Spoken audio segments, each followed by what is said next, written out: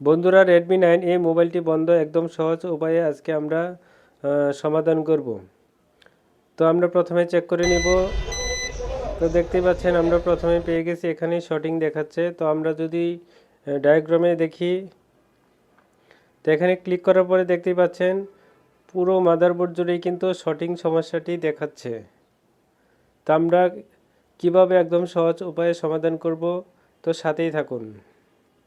তো আমরা প্রথমে যেহেতু পুরো মাদারবোর্ড জুড়েই শর্টিং সমস্যাটি দেখাচ্ছে, তো আমরা পুরো মাদারবোর্ড দোয়া থেরাপি দিব। তো দেখতেই পাচ্ছেন কিভাবে দোয়া থেরাপি দিতে হয়। এভাবেই পুরো মাদারবোর্ড কিন্তু দোয়া থেরাপি দিব। তো আমাদের দুই পাশ কিন্তু মোটামুটি দোয়া থেরাপি দেওয়া হয়ে গেছে। তো এখন আমরা চেক করে দেখব যে আমাদের মূলত সমস্যাটা কোথায় ছিল। তো দেখতেই পাচ্ছেন এভাবেই কিন্তু দোয়া থেরাপি দিতে হয়।